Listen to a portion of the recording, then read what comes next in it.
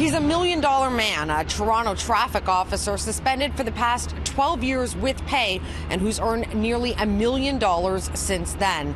I'm Cristina Howorun, and exclusive data obtained by CityNews reveals that he's one of just 20 officers who have been suspended and continue to bring home big paychecks last year for allegations of misconduct and even criminal activity. His name is Ian Florin Floria. He was a Toronto police officer when he was charged with several offenses linked to organized crime.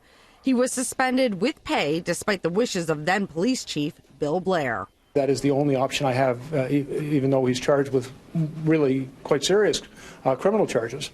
But the law in Ontario only empowers the chief of police to suspend under these circumstances with pay. In 2012, a jury acquitted Floria. Only then was the chief able to proceed with Police Services Act charges. 5 years later, he was found guilty of 4 charges, including breach of confidence and discreditable conduct. He appealed. That's still going on. Meanwhile, his pay, which CityNews has estimated based on his rank and his multiple appearances on the Sunshine List, continues.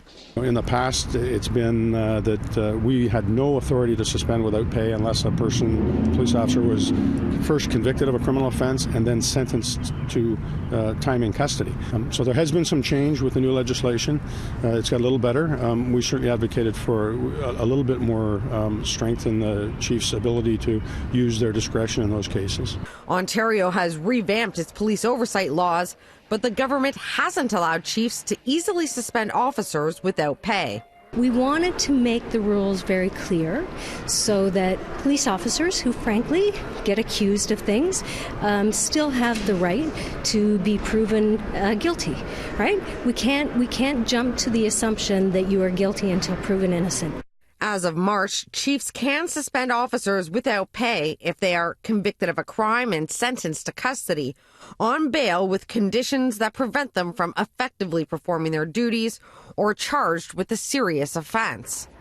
The problem is the law doesn't define what a serious offense is, and it doesn't appear to apply to serious allegations of police misconduct unless they're criminal. There are things that some serious misconduct that can occur, not related to the officer's duty, that might not be criminal, but might, we feel would have been supported for that. And while the province has placed tight timelines on how long special investigations into police misconduct can take, they haven't done the same to disciplinary hearings. We make sure that the hearings are happening expeditiously, but we're also understanding and appreciate that officers do need the right to be able to have a fair hearing. We calculate that last year alone, Toronto Police spent about $2 million in salaries for officers who were suspended under allegations of misconduct or criminal activity.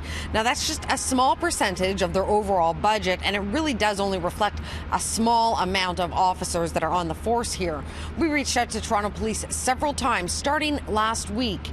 They have not yet responded to our request for comment.